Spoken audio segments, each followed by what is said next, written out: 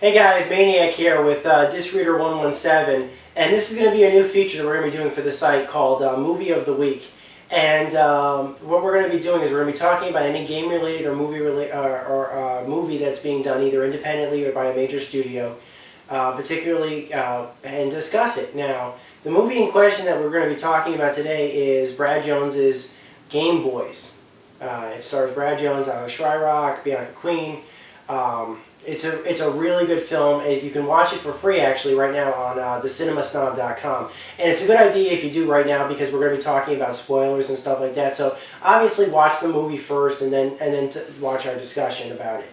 But the synopsis of the movie, if you don't want to watch the movie, is that it's about a main guy named Scott, played by Brad Jones, who lives with his roommate, played by Alex Shryock, named Ray, and they basically are people trapped in the past. You know, they are playing 80s, 90s video games. And old Atari games, old NES games, bad games.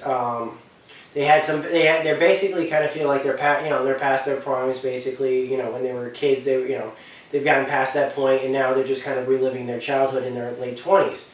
They kind of never got past 1995, basically.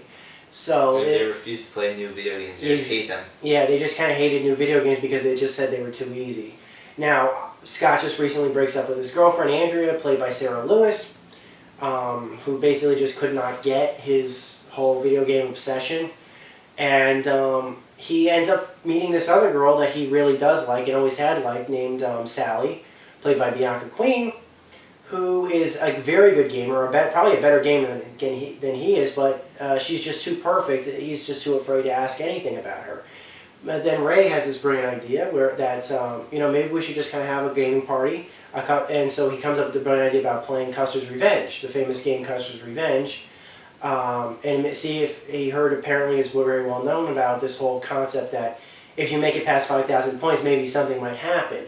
So we thought, well, if we have a party with a goal, we're all playing it, it actually would make for a very fun time. And this could get find someone that can beat 5,000 points. And Scott could take his mind off of his whole breakup and not like go into a depression and drinking and everything else.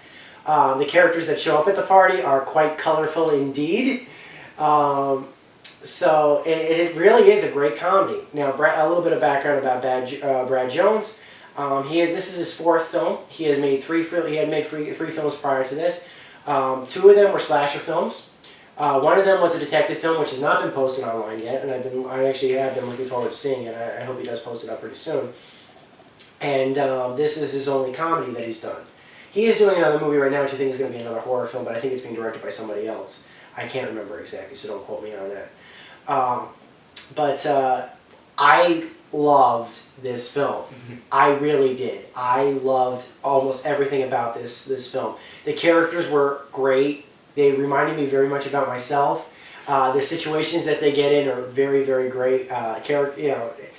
I have to admit, though, acting, you got to basically take the acting for what it is. Ignore the acting. Video. It is. The video quality is very bad in the acting. You basically got to take it or leave it. They're basically just, they look like they're trying to remember their lines. So you got to get past that and just kind of listen to what they're saying as opposed to how they're saying it. And the writing is pretty solid. And you could and I've seen a lot of people that were really turned off by the fact of, who talks like this? I talk like that. He talks like that. I can name many people, friends of mine, that talk like that. So it's like, that's like, yeah. But, so, let's break it down, shall we? Yeah. Okay. Let's start with characters. Alright, who's your favorite character in the movie? Rob. You like the Rob. Okay, and for those Steve is a married guy and has a job and stuff. He's also friends with Scott and Ray. And he basically finds this old Rob that used to be like it was a game itself. It was a Nintendo Pro. You put it down and you stuck the game. It was the game itself, and then you had to, with all the pieces that it gave you, had to put it together, and there were a lot of things in the game that you play. And I liked Rob just because it got Scott and Steve so frustrated for hours trying to figure out how to play. They would walk back and forth from their basement to the living room. While playing that fantastic song, by the way, that from the Don't Know Much About His... I don't know what the name of the song is, but it's that song from John Belushi in the Inno House when he's in the lunch line. So it was definitely a perfect music choice. And his wife just getting annoyed how they're doing it. Then, when it comes to the party time, he's gotten Rob's night bag. He got his medicine, Duracell batteries. Yes. And he literally openly refers to Rob as his son. Yeah. Seriously. He holds Rob the whole time. He cuddles with Rob while he sleeps. And when he loses Rob, he finds him passed out on a coffee table with an empty beer bottle. And who gave Rob alcohol? One of the party goers had apparently given him a beer, basically, and Rob was drinking and passed out. That is great. That is a great moment. Scott is Steve is a great comic relief. The whole shtick between him and Rob. Figure out how to get, because I don't know much about the Robs actually. That's like one thing that Angry Video Game Nerd never talked about, but people know about it. I mean, it was in this. He was a character in the most recent Super Smash Brothers. And of course, I love Steve himself.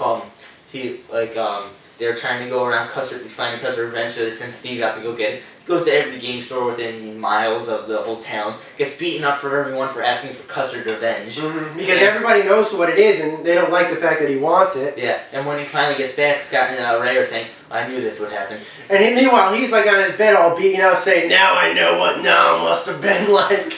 And of course, he has to trade his grandfather's watch that he got while he was in a Polish store right before it exploded in World War II. He had to give it so he can get the one copy of Custer's Revenge. Well, basically, in order to actually get a copy of Custer's Revenge, they figured that there's this one guy named Carter who they could probably get the game from, he's kind of a shady guy, kind of like Mr. Very Sopranos, very tough guy. He's your mob, except instead of dealing with money and killing people, it's trading video games. He trades video games like the mob basically does. And yes, he does openly threaten people. Yes, he does use gaming lingo, but basically he has like the best lines in the whole movie.